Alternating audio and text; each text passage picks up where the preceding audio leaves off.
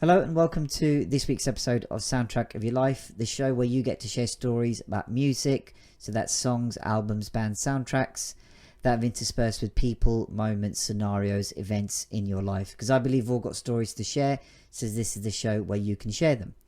My guest on this week's show is Darshana Qureshi, who's a clarity and transformation coach, and is someone who came to me looking for a bit of support for her new podcast that she's got out with a bunch of coaches called the Naked Coach Collective, a link for which is in the description of this show that you're watching or listening to now.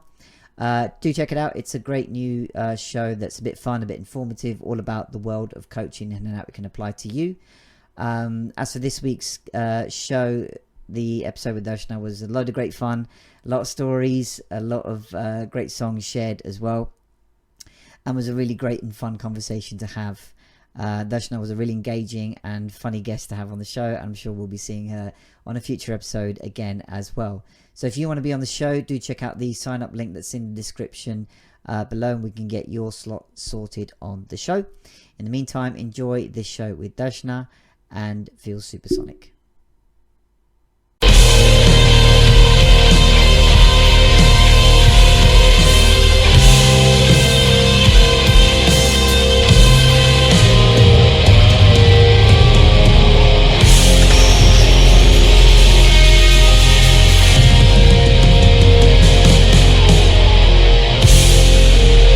And welcome to this week's episode of Soundtrack of Your Life. If you're new to the show, this is the show where you get to share stories about how music, so songs, bands, albums, soundtracks and so on, have interspersed with people, moments, events, scenarios in your life.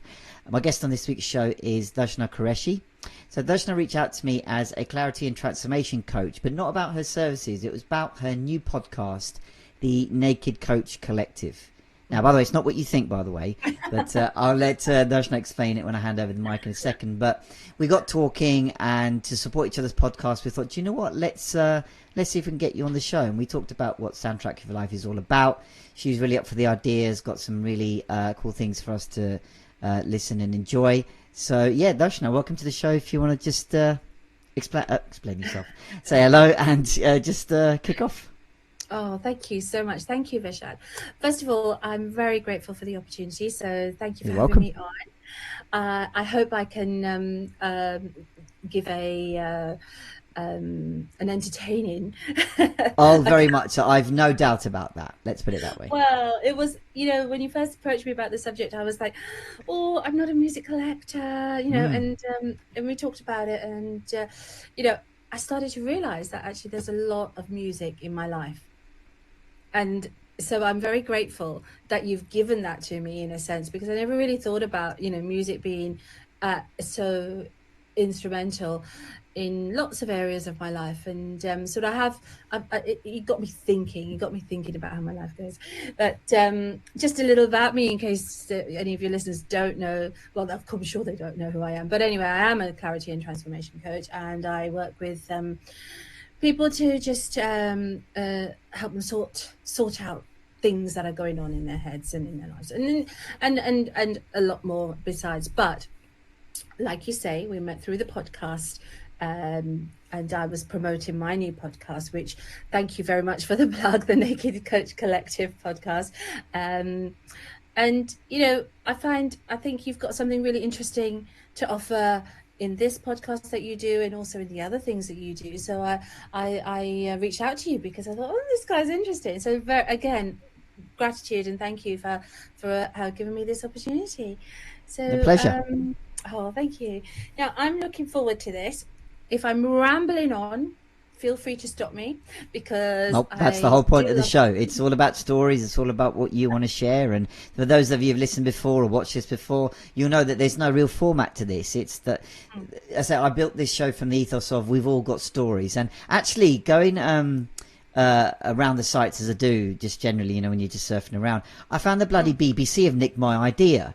Not Desert Island Discs, but there's another show on like Radio 2 or something. I forgot even the name of it now. Where it's Vernon Kay, who's got like a guest on and goes through their top 10 songs in their life and out of fact. They're like, you bastards, you've nicked my idea. So look, it's not the most original idea, but we're like, look, at the end of the day, not all of us are celebrities. So like, look, why not? Everybody's got stories to share when it comes to music. You pointed out yourself, right?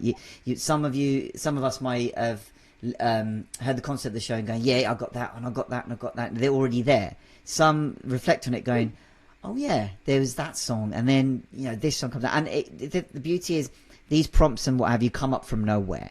And when you ask people Absolutely. To go, do you know what does so and so song mean? Does a certain emotion linked to a certain song? Does a certain time, whatever it might be. So when I get guests on the show, I know that they'll hopefully enjoy it in their own way. And that you mentioned it before we started, the amount of guests that have just taken the show as their own. I've had people do impromptu rap. I've had people talk about the story of their first album, their band days, their time with their parents, brothers. So all good. So if you ramble, that's the point. The less you hear from me, the better, because obviously you're the guest, not me. So rambling, all good. Okay, right. Well, thank you very much for that. I would just like to say as well, you said about, it's not an original idea, there's all the, but you know what? There are very few original ideas. That's true. So just putting out everything, even Shakespeare had ideas from other people's work, and I don't know, Maureen, you would, so everybody has ideas that come and stem from other people's ideas, because that's how it works, so I think that's absolutely fine. Right, okay, here we go. So I wanted to start now. I haven't scripted it, but I have got a few notes because I've got a terrible memory, Oh, good. But I wanted to start with a very, very early memory from when I was a child. And now my heritage is Indian. I've got a Gujarati family history background, and but I was born and brought up in the UK, so it was always a fusion. So growing up, I think I pushed that Indian side of me. And as you'll discover with the songs that I've chosen, there's only one Hindi track, and that's the one that comes right at the very beginning. That I remember my mum has a glorious voice, and she would do a lot of singing in the community, and so she would sing this song to me, and I was sort of this high or this big. I don't know if I was ever that, and it's from the film Kabhi Kabhi, which was I think early 70s. Yeah, sounds about 70, 71, something like that. All the Bollywood buffs are watching this going, oh my God, he's got this wrong. He's all that. I don't know. Apology if I have, but you know what? We've got that kind of ballpark in there. I'm sure it's 70 something. I think it's early 70s, and there's a song in there called Meri Ghar Aayi Ek Nanni Pari, which is basically saying a little daughter has come into my life, and that it's basically a celebration of a daughter's life. And my mum would sing this to me as when I was little, and it's something I could just remember, and as I was doing a little bit of background work on this show, it just kept coming into my head, and I thought, I can't put a Hindi track, a non-English track on this, and I thought, well, no, I have to, because this is where it started. Of course you can. Well, yeah. So that's in my playlist, which will be on, it's a YouTube playlist, and I'm sure Vishad is gonna show me how to share it. But anyway, that'll come later. So that's the first one, and it was because I was the youngest of 3 children, and I guess the spoilt one. Now that I'm older, I can say that. And it was just one of those sort of precious memory songs that came to me as I was trying to think about, well, where do I start? You have to start at the beginning, don't you? So that was one of my earliest memories, and it's made me think, right, I'm going to go get the film and watch it again, because I don't really watch Hindi films, but I'm going to, and go from there. So that was my early one. Did you inherit her great voice as well? I'm sadly not. We could have had an impromptu performance then. We could have, but you want to keep your listeners. Oh, Oh, brilliant. No, that is a nice beginning, because I can empathise a bit, being from a similar culture and background to yourself, and Bollywood in its guise nowadays is more well known, I guess, in terms of the sheer, I guess, glitz, the glamour, the personalities behind it. But back in the day, I guess it was still really well known abroad for, I guess, maybe a bit of a novelty factor, or the fact that it was a bit different to Hollywood stuff.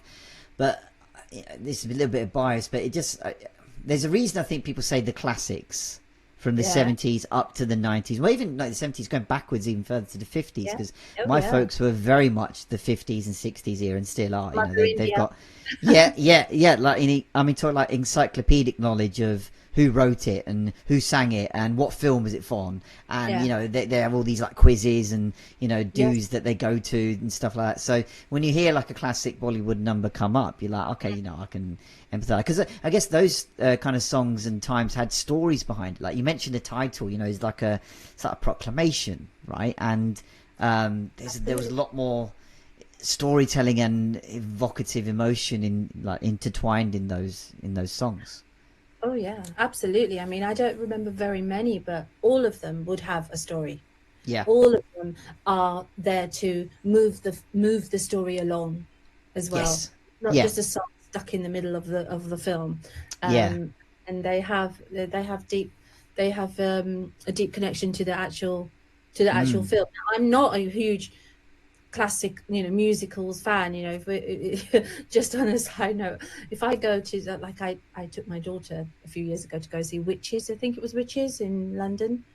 Oh, the Roald Dahl book? No, not Witches, Wicked. Oh, right, yeah, that's the Witches. Yeah, fair enough. Okay, halfway through, I'm thinking all the songs sound the same.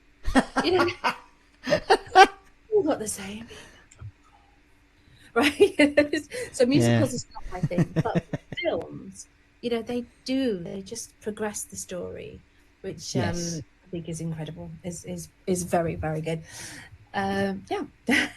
So now we get into the nitty gritty. Ready for this one? This is going to throw, I think, you. Oh, 1976 Eurovision Song Contest winner was. Where's my pass button? 50-50. Can I phone a friend? Save All Your Kisses for Me, Brotherhood of Man. Oh, right, yeah, okay, interesting one. But I think it's the first Eurovision shout we've had on the show. Is it? Yeah. No one's mentioned even the word of it. But it's funny you mention it, because even the word Eurovision, that's coming up, isn't it? Coming up soon. I've no idea. I haven't watched it for about 30 years. So. Oh, right. Okay. Yeah. Sounds like I don't think we've missed much. No, I'm old school from way back then. It was just, I was very young, and I remember this song because it was huge. So anybody who was old enough would remember this, Save All Your Kisses for Me. And there was a dance routine. So there was a dance routine which was very easy, a little bit of this and a little bit of this, and that was it.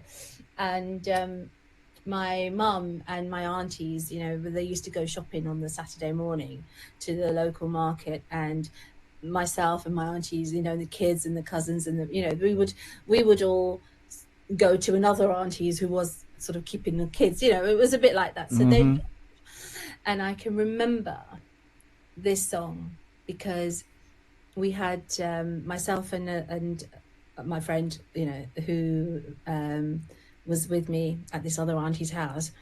We were in the garden and we were singing this song, Save All Your Kisses for Me, at the top of our voices.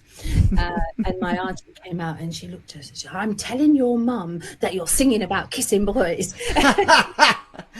The grassing auntie, I'm sure everybody can relate to that. The grass. Bloody hell.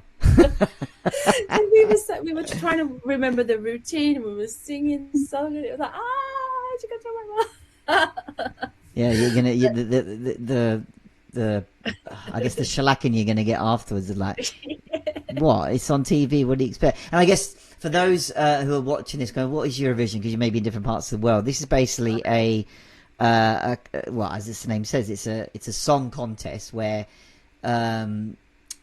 I forget how many countries it is now, maybe like 25 odd countries sort of literally submit a song. So you like nationally you have like a vote. I don't even know where this vote or when it happens. Yeah, and then like the winner in each country goes into this sort of evening of, you know, performances, and then at the end each country votes for the country they liked the song from.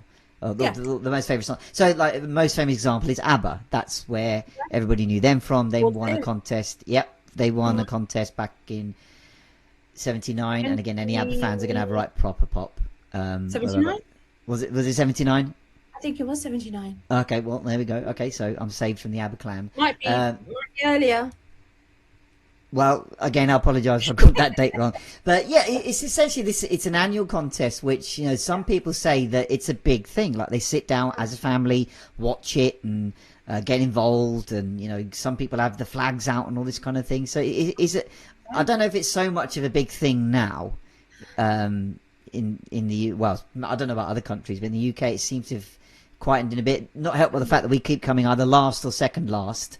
In most contests. Well, to be fair, I think a couple of years ago we were second, and you're right, there is a lot of political sort of what they call block voting going on, but again, look, we're going off on one. But yeah, if you've not heard it, you know, just YouTube it and you might get some. You know, I do warn you, there are some eclectic stuff and performances going on, but I'm no aficionado. I don't claim to know a lot about it, but this is just for people that like Eurovision. What the hell are they on about? Well, I think if you're going to explore it, you know, and you don't, you know, you've not really heard of Eurovision before, and you're thinking, right, I'm going to explore it. Go back to the 70s, you know, and you can get. I think recently on TV, actually, they showed a whole episode from start to finish of even the voting, which was incredible. The voters, I mean, do go back and have a look at those early years. Lately, I mean, I think Australia are even. There are some random, like, it says Eurovision, but as you're right, Australia's in there going, how did they sneak in, you know? And it's funny, like, you know, the UK is still in it despite us having Brexit, but that's a whole different avenue, so I'm not going down that route, but let's say that. But you're right, again, like we said, you know, with Bollywood, it was the classics that, you know, tend to stick to people's minds. Same thing with Eurovision. I mean, you know, some of the classic Eurovision entries I can remember in there, like, you know, when we won, is it Katrina and the Waves won, like with Walking on Sunshine in the mid-90s? Really? That was a great song. I'm sure it did. I didn't realise it had been in there though. Wow. Okay. Yeah, I'm sure other people are going to correct me if I'm wrong, but I'm pretty confident that one. But no, yeah, every now and again, that does seem to pop up with a memorable song, like, you know, like the ABBA song, like, you know, Save Your Kisses for Me, because it was that unique, I think, unifying moment. Everybody sat down, watched it, and it becomes infamous for various reasons. It was there. I think, again, if you YouTube it, there's this really horrible example from the UK. Oh God. Gemini, I think they were called. It was a duo, a boy and girl duo. I forget the year. I think it was in the mid 2000s, but it was there was the backing track and the musicians were playing like one key and the singers were completely on a different one altogether, and just I can't even do it justice. If you just type Gemini Eurovision, it got no votes. Nil point, as they say. But like, oh dear, that's what it's come down to. I've stopped watching by this point. I've completely and utterly stopped watching by this point. But I would say, you know, the Waterloo ABBA is worth looking at. The clip that I've chosen on the playlist for the Brotherhood of Man, Save All Your Kisses for Me, is actually one taken from the Eurovision, because I thought that would be quite interesting for your listeners to have a look at, because it shows the format of the show as well. Because cool. Yeah, they can see. Yeah. So what country were they? They were us. They were Brits. Were they? Yes. Oh blimey. Yes, of course. It was a win. It was a win year for us. Yeah. Okay, now I'm really going to get the wrath of the Eurovision brigade now, aren't I? It's like, oh dear. Oh yeah, you need to get. Where's that body armor when I need one? No, you check it out. You'll enjoy it. It's great. And then try to do the dance. And imagine me as a little 6-year-old trying to do the dance, you know, in the garden. And then getting grassed on by your auntie. And get grassed on. It was quite funny. Oh, brilliant. Right, let's move on a few years. So teens, it was the rage to record the top 40 from the radio onto your cassette. To So play and record. that's and right. hope the DJ doesn't speak. Yes. Oh, And there was, how many people have done that? so, so Sunday nights, it's top 40 night, and you'd Yeah. be playing. And I remember just because back then you had to listen in real time.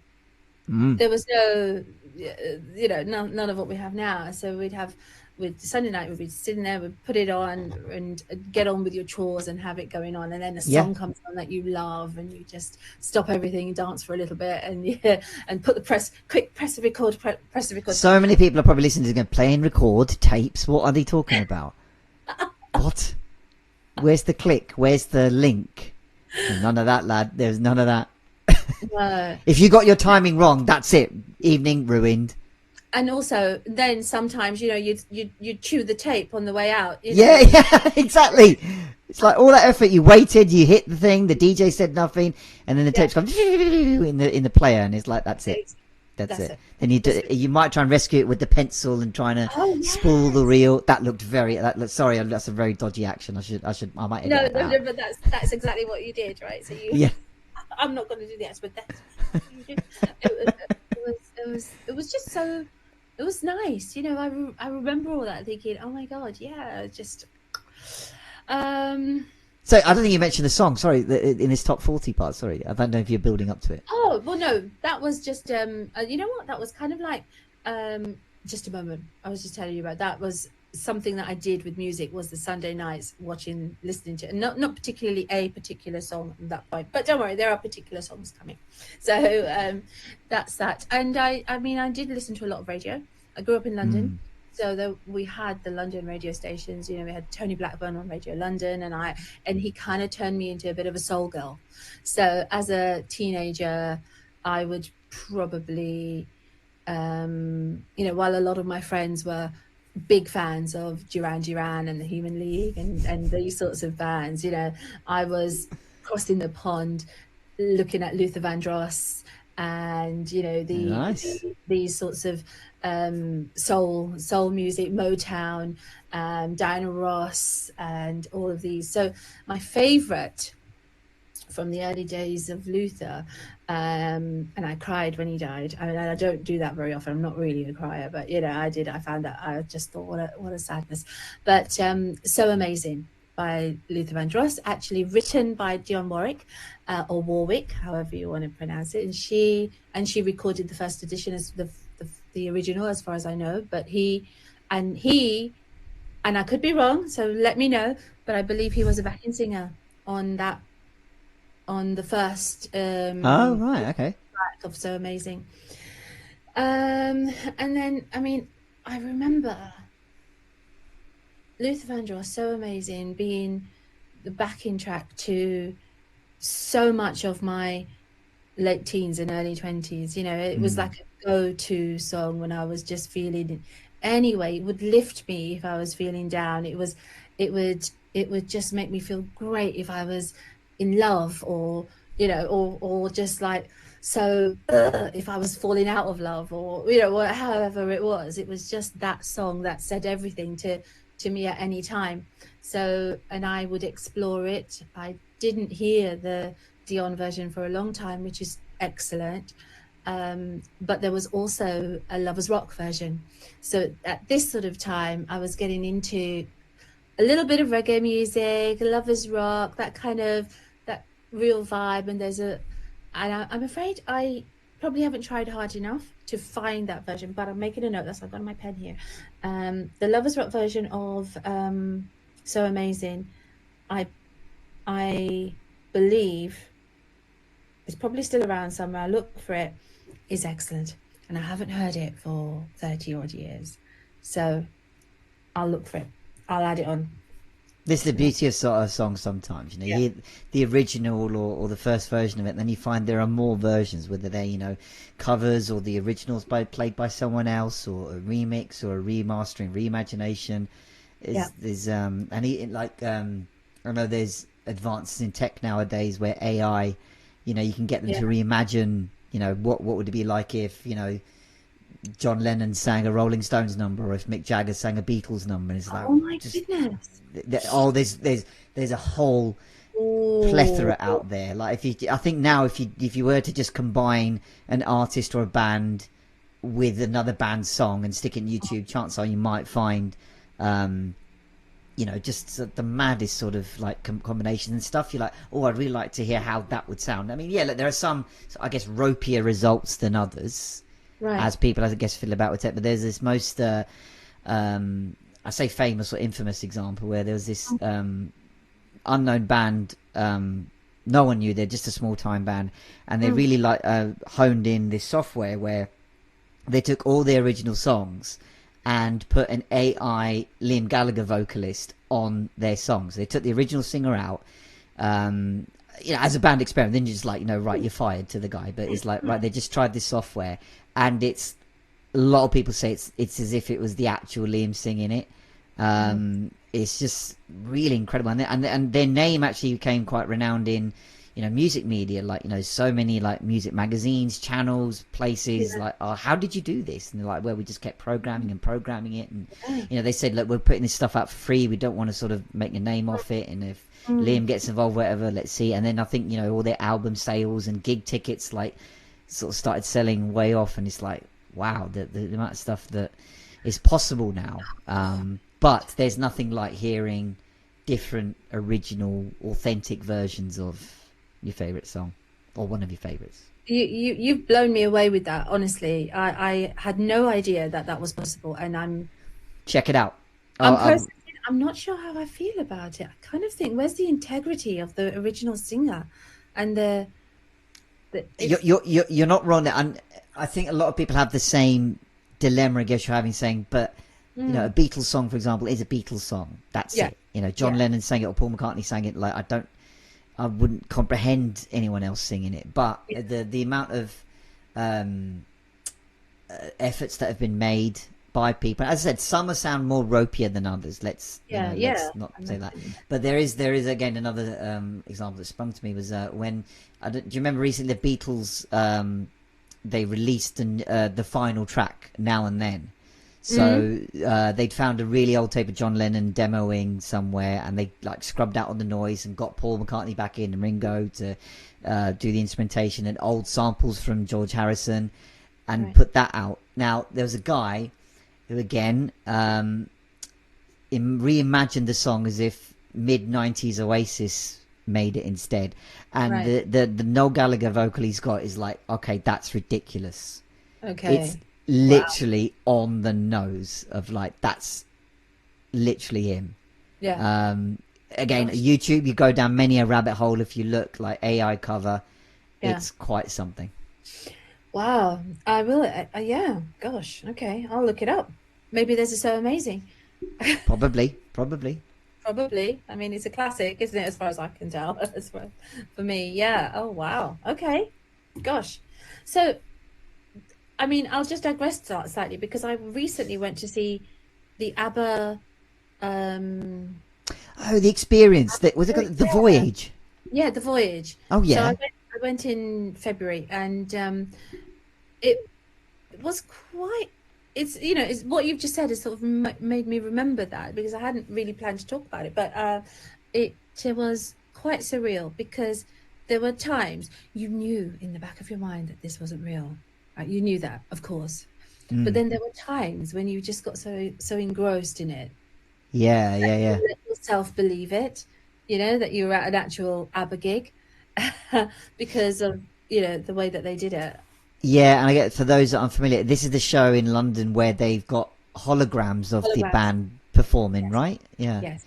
So they've got it's a purpose-built stadium, and maybe it's not as huge as a stadium, you know, it's like an arena, and it's big, and they're on the stage, and they are holograms, and they also have, you know, the big screens as well, so it looks like you're at a gig and there's a big screen, and right. but it's quite it's quite eerie in a sense, because you really, you can see their skin, you can see the bumps on their skin, and it's just so real in so Is it many that ways. realistic? It is really realistic, but you are always aware that it's not real, but you kind of can let Right. your mind believe that it is. It's Wow. I'm not going to say, one way or another, they didn't play a lot of the songs that I would have liked to have heard. So from that Oh, perspective, okay. it was, I was a bit upset that not upset. I was a bit sort of, I thought, oh, okay, they could have played, some more, but some different ones. But anyway, Okay. so they did do Waterloo, and they showed the ABBA video from where they won it at Eurovision. So it all goes round in circles. So going back to live music, actual live music with Yeah. Vandross, who I was. If I'm not ever, I've never been a fan. I've never been a go out and buy the posters, and I've never been one of those. And I had friends who were like into whatever they were into, and they'd have posters on their walls and things like that. Now, I was never really been my way of doing it, but I love gigs. So I've seen Luther twice, and I remember one moment. So there's a song called "There's Nothing Better Than Love," and it's on you can find it. The one that I've chosen on the playlist is a duet with Gregory Hines.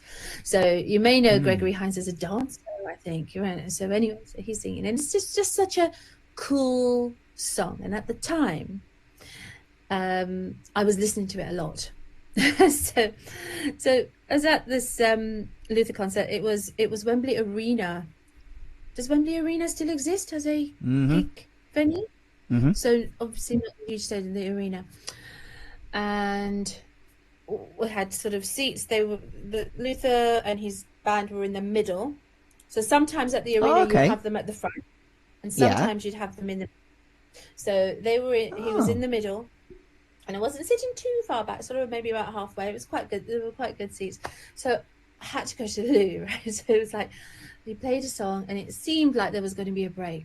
So I thought, right, I'm rushing. I'm going to rush over and go to the loo. Anyway, so I'm in the loo, thankfully nearly finished, and I hear this song. Oh no! I was just about to start singing it, but I better not, right? So it's just like, Go on. No, what is no, I can't do it. All right, so you'll have to listen. Damn it, nearly got it. Next time, tell me to bring wine. Right, so Brilliant. So I was like, so you can see me that the whole place was empty outside. Obviously, everyone's inside watching the show. I was just like me, like a loony, so needing to go. So I came rushing in, and actually, it was really fine. It made the memory, because I thought, oh my god, it's playing my song, right? The fastest person in the whole of Wembley, but. That was an amazing gig. I remember seeing quite a few around that sort of same time. It was about late 80s, early 90s. Oh, that'd have been a good time. It was a lot of great live acts. Oh surely. my god! I mean, I saw Stevie Wonder in the same place at Wembley Arena as well. Again, he was in the middle from memory. I don't know whether they do that anymore, apart from. I was even going to say like other non-music stuff, because the only time I've seen when I've been to Wembley Arena that it's not performed at the stage is a comedy gig where they've just even closed, put a curtain across halfway, and it's only half the arena that they're performing in. But I've never had or heard of a musician performing in the middle of the floor and you're around them. Yeah, wow. No, this was quite actually this was what they did. So they had it was a circular stage in the middle of the floor, but the arena is not that big, No, in today's standards, it's not that big. So no. What is Wembley's 3,000? Or have I really underestimated that? Possibly. Anyway, we digress. Possibly, yeah. I don't think there are that many bad seats. Even if you're quite high, like the O2. If you go to the O2, and I tell you, I will never go to the O2 again, because what's the point? Hello. Unless you're right there in the VIPs, right at the very front. What is the point? You're only looking at the screens anyway. So Yeah, you're not wrong. I've been to a couple of times. Yeah, when I've been in the nosebleed seats at the back, and you're right. You find yourself just naturally watching the screen because otherwise you're just watching this tiny little microscope thing at the front. 12,500. Sorry, not three. Completely wrong there. 12,500. Wow, Twelve and a wow. half thousand. Yeah. At the arena. At Interesting. the Gosh. arena. Yeah. Yeah. Yeah. Yeah, wow. Oh, well, I mean, I think if you're gonna go to a gig, I do think they're very expensive, but I'd Oh rather God. go Yeah. to fewer and have a good, decent, Hmm. quite close up seat. And I like to be right at the front. So, I mean, I like to go to quite small gigs as well, where you can literally stand just there at the stage, Yeah. Yeah. and Yeah. Yeah. just see whoever you're going to see. Um, Oh gosh, okay, so we're going. I'm really sorry. I'm jumping about chronologically This from is years your ago. show. It goes whatever direction you want. There's no, let's do this, then do this. It goes where you want to. I was literally going to ask you what was your favorite gig. I mean, obviously you're at a time when so Oh, many massive artists and lineups and gigs were out there. Do you have a favorite in terms of the experience, the build up, whatever? Like any favorites? I love them all because I just loved doing, seeing live music, and I've seen, I mean, since over in that period of time, there was Ruby Turner, the Pasadenas, a little bit later. I don't know if you remember the Pasadenas. So they were a kind of funky. I don't know if they were British or American, but they were like 4 or 5 guys, and they had the quiffs, riding on a train. Okay, I'm going to put that down so that I'll read in a. They Another just one had to dance list. moves. They were a bit of a throwback to the Temptations and the 70s and late 60s Motown. They were a throwback for them, but they were current. They were current in the early 90s, I would say late 80s, early 90s. And I saw them at the Brixton Academy, which is a great Nice. venue. If you've ever been in there, it's Yeah. it's it's a great venue because there's no bad place to be in that venue. So Very true. it's Very caters true. to you. You're just there, and it's. Haven't been for years there, so I don't know if they've changed it around for health and safety reasons or something. Anyway, No, it wasn't that the arena where they had a couple of people got crushed. What, Um, at Brixton a, Academy. yeah, a year, 18 months ago, I think. Oh Might gosh, even might have been right. more recent than that. Just overcrowding. Yeah. It was. I think it was a hip hop artist. I'm not too sure, but and I guess that lack of crowd control and stuff like that, and then just crushing and stuff. And they had to close the venue, I think, for a long while to Oh, read all the safety bits and bobs and stuff like that. So, but yeah, the times I've been, it has been that sort of tight, intimate venue. You're right. But yeah, I think I'm it really was sorry that. to hear that. No, I Yeah, didn't. I didn't know that at all. That's awful. I mean, it was. yeah. I think it was a surprise to many when they heard it because um, it's something that I'm not saying can happen, but it's like with these type venues, you then actually then appreciate the organisation and the people that are there to like keep you safe and direct people and this and that and the other. But sometimes you see these arenas sometimes like people seem to think maybe in place where there's more space where like a venue like an arena or a stadium it's on its own somewhere, there's loads of space everywhere in and around. But in London in particular, in central Londn, maybe in other inner parts of the city, the arenas and stuff like that, they're all compressed into the inner city's surroundings and environment, right? Like it's between two buildings or like near like a major junction and stuff like that. So you do have to be a Yeah. bit careful. Um, Or yeah. they're revamped. Like the Union Chapel in North London. Yes. Oh, I haven't been to that. I'd love to go It's an there at old. one point. Go there. It's so it's an old church, and I saw Mario Biondi there, who is an Italian singer Oh wow. who Okay. I love, who have been introduced to by my partner Julian, who introduced me to Mario because he's just got some great songs, and and he sings in Italian. There's a song called Prendila Così, which is Oh, very nice. I wish I could translate it for you now, but my mind's gone blank. But I will. But it's a love song, and it's kind of like one of the first songs that he he introduced Mario to me for, and then so we went to see him, and we've been to see him a couple of times now at gigs, and one of them was a football, there's a venue at a football club, which if you're I'm really sorry, it's in North London, was it somewhere? Right. Oh, well, there's some, oh my God, how can I forget it? Anyway, so Mario Biondi is worth exploring. If you like music that's a bit,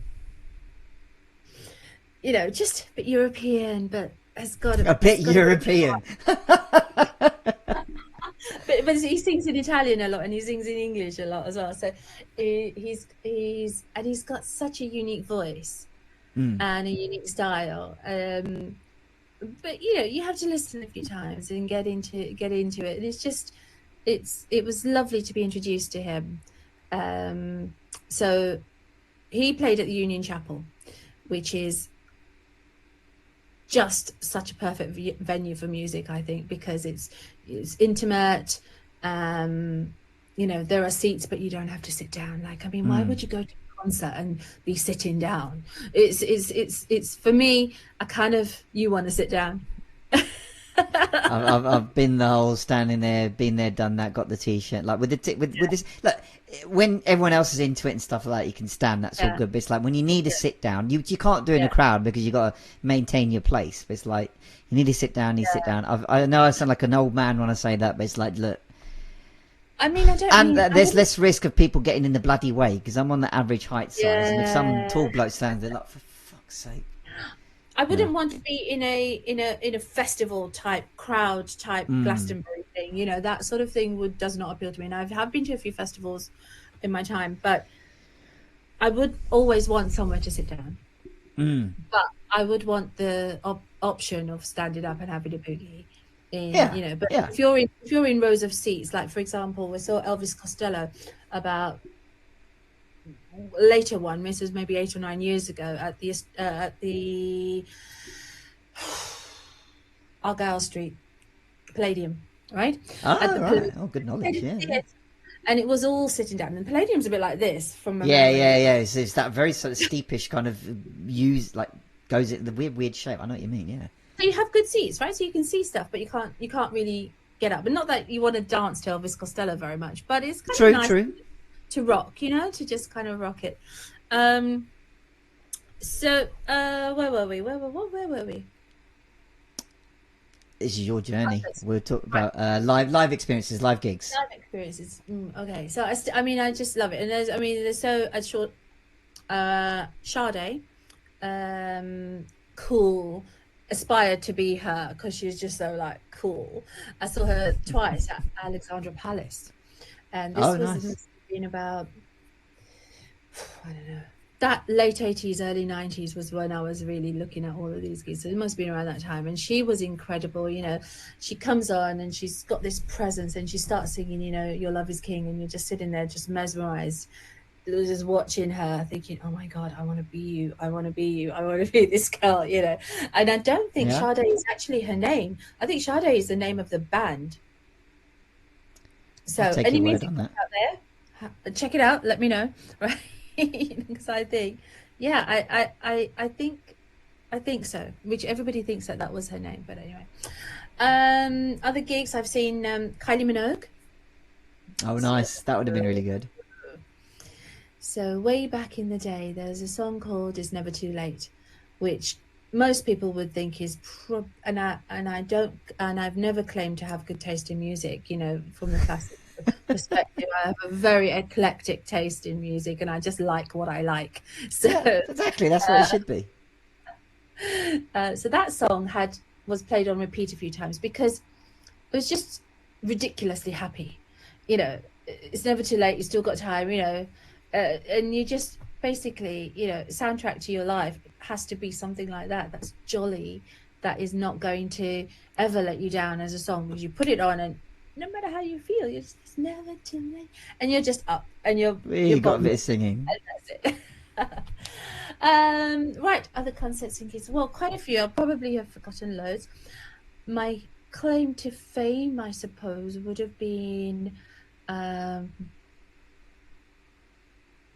the free Nelson Mandela concert, which again was 1988, I believe. And in my head, so this is when I was doing the research, in my head, I always thought it was Hyde Park.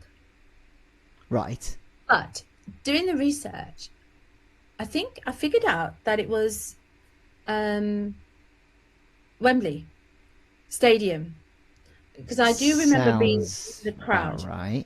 Yeah, I remember being in a crowd, like just standing there, just surrounded by people, which I would never put myself in now, but at the time, was great fun. So, and I've got this memory of me and my gang that I was with at the time, who, sadly, I can't even remember who they are. Isn't that awful? So if you were with me at the free Nelson Mandela concert in 1988, can you just let me know? So, because I'm sure I still love you.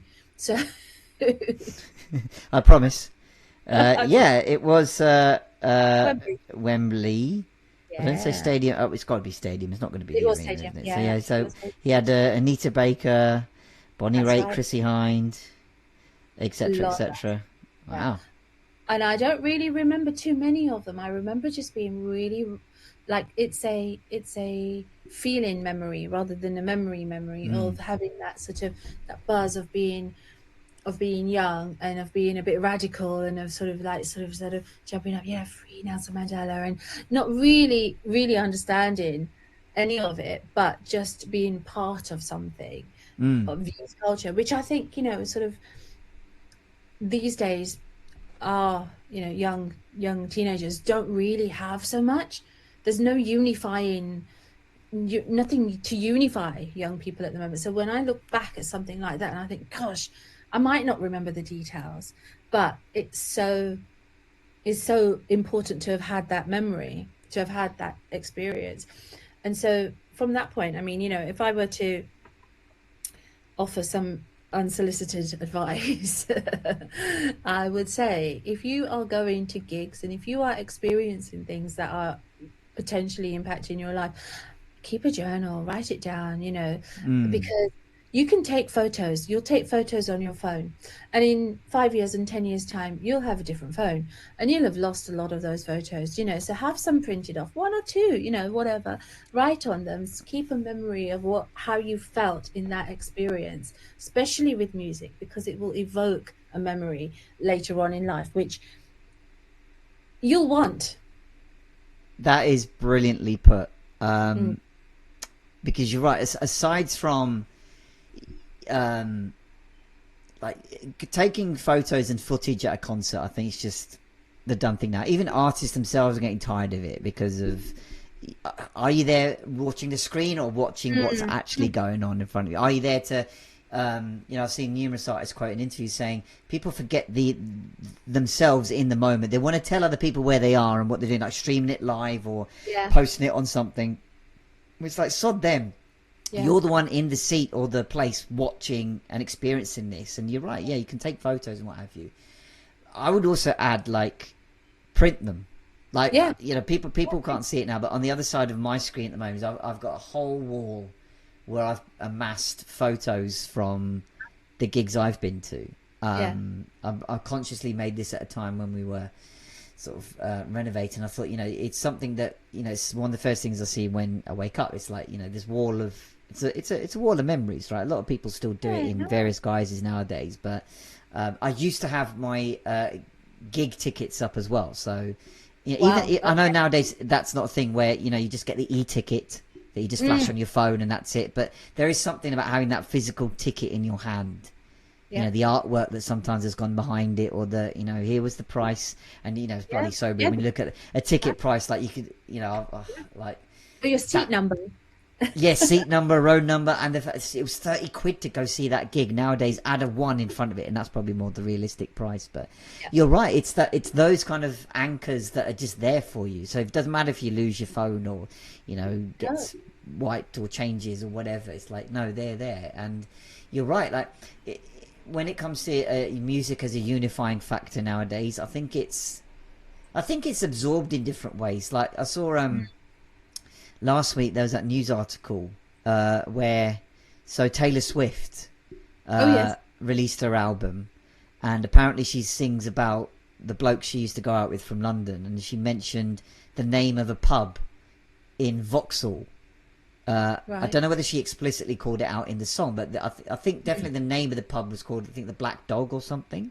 And then people have just got exactly I know where that is, and I think like thousands of like these fans have just descended on this little pub in Vauxhall, and I think the pub itself knows that, oh yeah, we're the song in the we're the pub in that song, and it's like, oh wow. So I guess that's the kind of place or thing where people, I guess, unify now. Like, you know, they've got those shared experiences where you all get it in some form of like that. I get that reference and I get what that's about, and you have it that way. But you know, is that going to last though?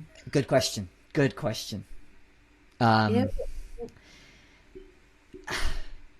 No, because it's not. No, because I think somebody else will be along in a minute to do the next thing.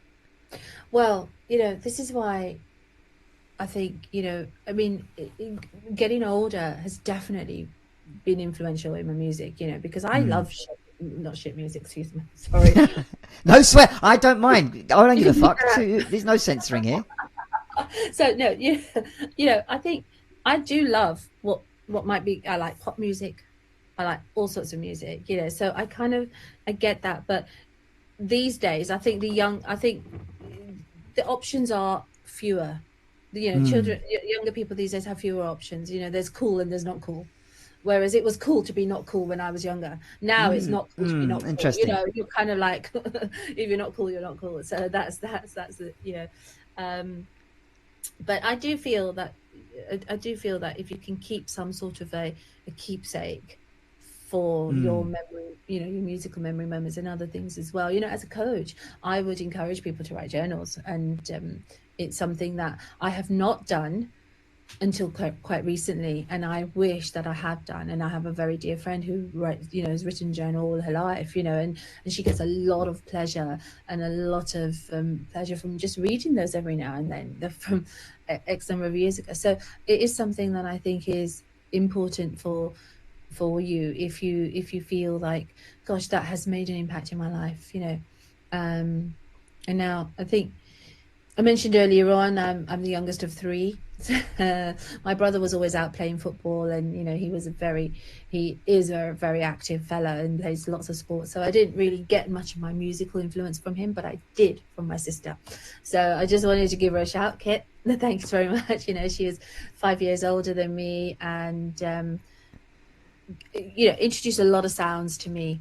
And so about 4 years ago, she and I and our partners got a chance to go to see Carol Thompson and Janet Kay, who are Lovers Rock, the queens of Lovers Rock, I like to call them. And then they were playing at the Jazz Cafe. So we went to see them.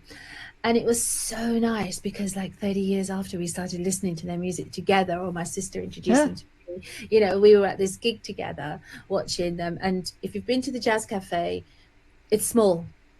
You know, it's really intimate. It's lovely. So you're sharing that experience with the singers because you're right there. So I'd like to say, you know, there was Silly Games is always the one because everybody tries to sing it. So if you're not familiar with this song, you know, Silly Games, do listen. There's a really high bit in it where no, mere mortals like us can't get there, you know. So, I was going to say, I thought, and here's a live demonstration of it. But it was really nice to share that, and it just spanned time.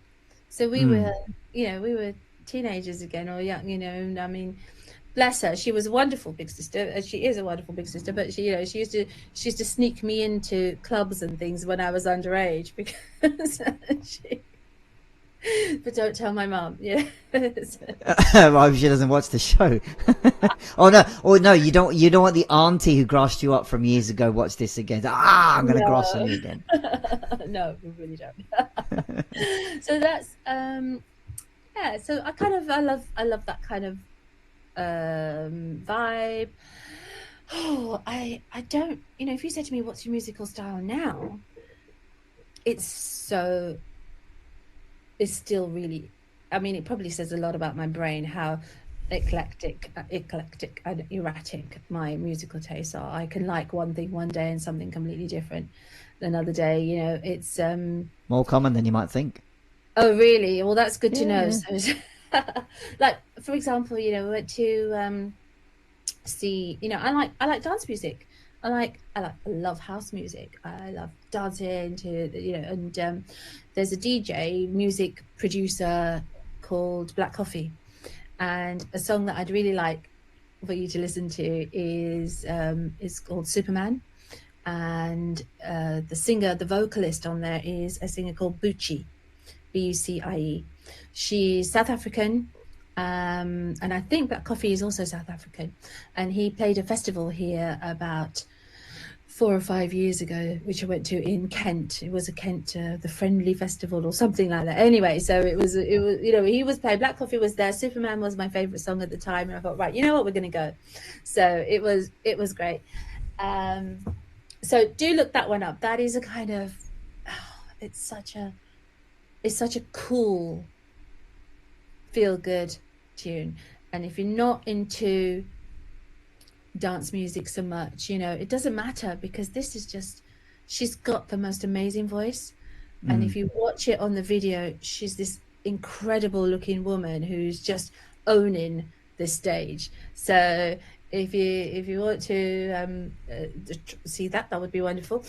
I also like music with a bit of a retro feel.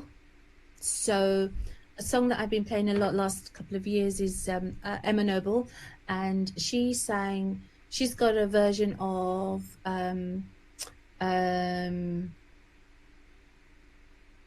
Woman of the World. So it is, Okay. It's got a really retro swing. You know, the Marvin Gaye's original, and so she's done it. But she's because she's a woman, you know, she has made it her own. It doesn't just sound like a remake of a classical song. Now, that one is an empowering song for me, because I feel I had so I got divorced when my daughter was 3. So this was, you know, nearly 20 years ago now. And from a memory perspective, I was thinking, okay, so what am I going to include here? And you said, oh, first dance at your wedding. Right? You remember we were talking, and I you did. said, we did. Yeah. And I can't honestly remember the first dance at my wedding.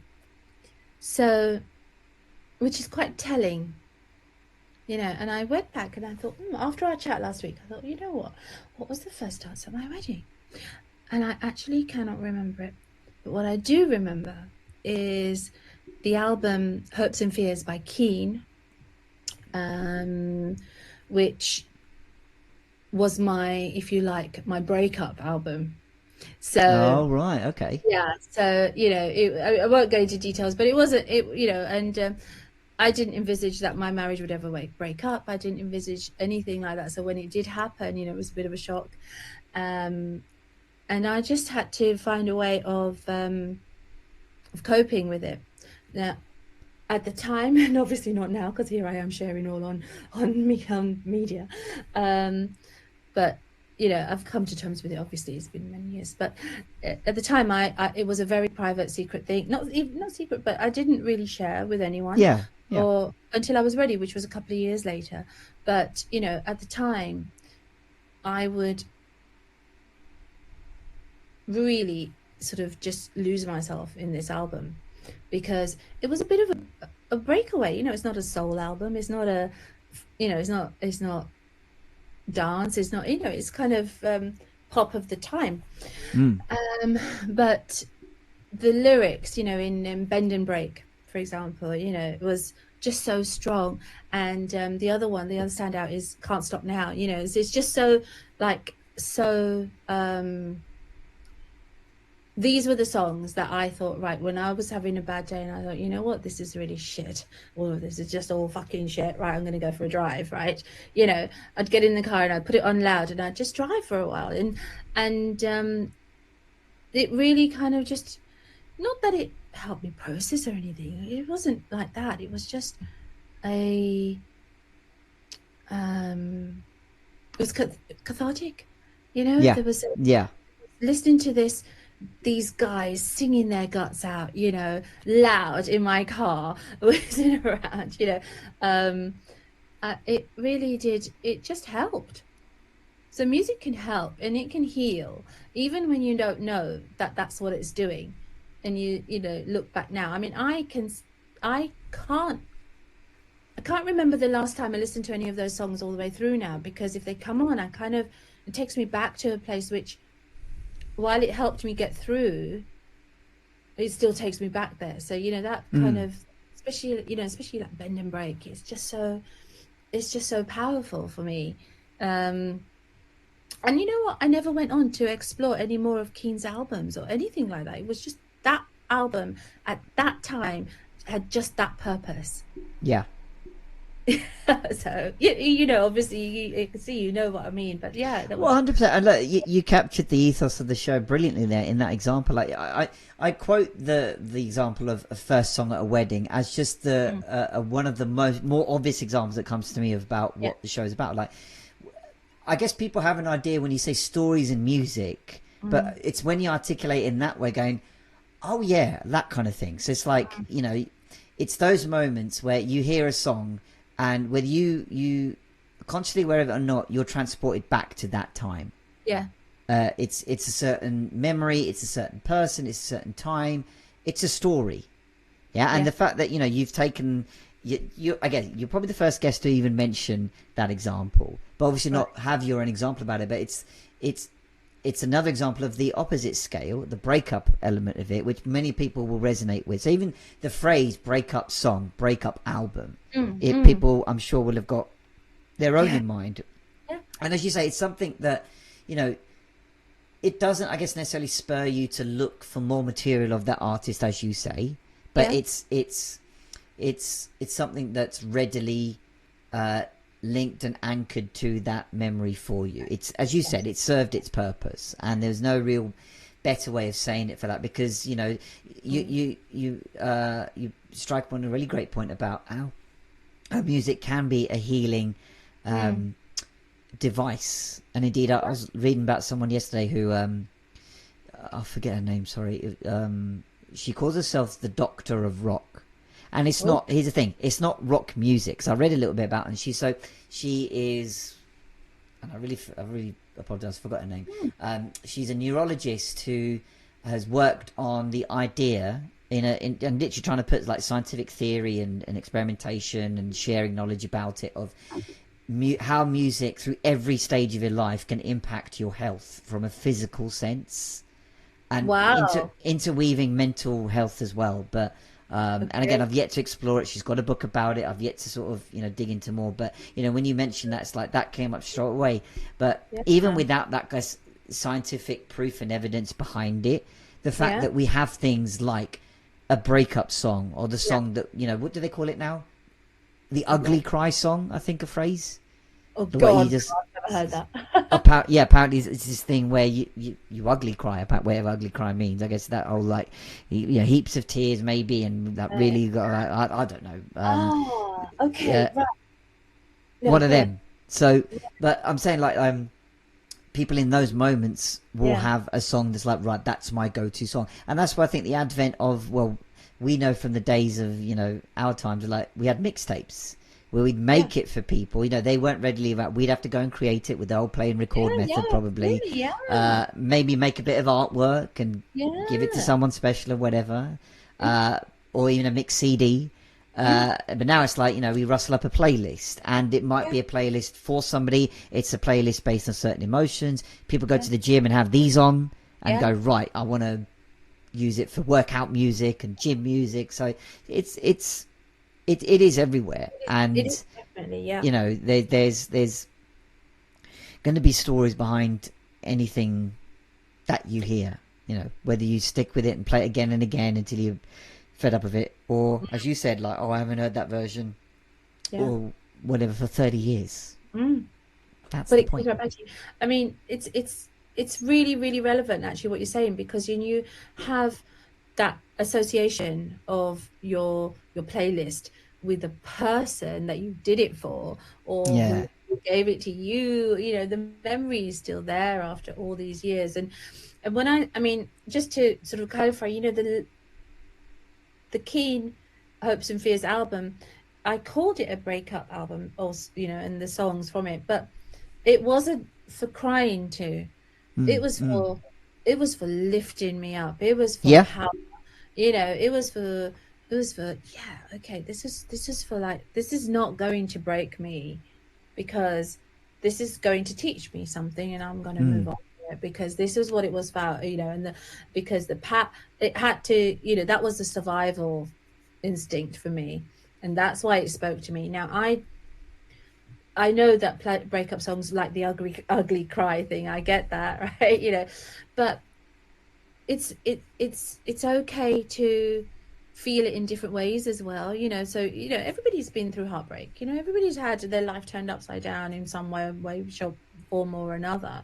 Yeah. And I think, what if, when you choose your music, maybe it's something to think about, what music you choose. I think the music chooses you at that point, you know, because I think when you're there, definitely this album chose me. I don't know how. I don't even know how it even got into my hands, because quite frankly, it's not a band I would ever have bought, you know. Yeah. So I don't know where it came from. That music chose me, um, at the That's a time. really great point. I've felt that too, vividly, at least twice. Wow. There's a couple of very strong instances where I could say the song saved me from something more damning, Mm, and wow. also to give that sign and clarity and direction. Not necessarily in the way you'd want it to, but it's like, right. And as you said, it came from out of nowhere. Mm, You know, you weren't waiting for it. You weren't kind of actively looking for it. no. It just like So the two for me was like, well, it came up on YouTube. Yeah. And Wow. yeah, and you Yeah. know, I weren't looking for it, but it's like, you know, the YouTube suggested bit. Yeah. It was just it was, well, one of them was definitely in there. The other one was, yeah, it was just part of an album. But yeah, I think when people look into it, if they'd like to, then they're going to find their own examples of that nature. And you're right, like, you know, Yeah. we've mentioned things like, you know, it's an emotions playlist, or it's a playlist or a mixtape for a certain person, but you don't have to. Your associations and stories are your own. Mm-hmm. We don't have to mirror each other's and that kind of thing. And look, that's the beauty of, you know, well, certainly the part of the ethos of the show that I wanted to do, right? You know, it's like, I thought, if I've got stories like this, I'm sure there are people that have Yeah. got the same manner, you know. And uh, look, I mean, look, we've been talking for over an hour now. No, we haven't. Yeah, yeah, my time is ticking up to the one Oh my hour, God. six I thought minutes that I'd part. struggle with half an hour.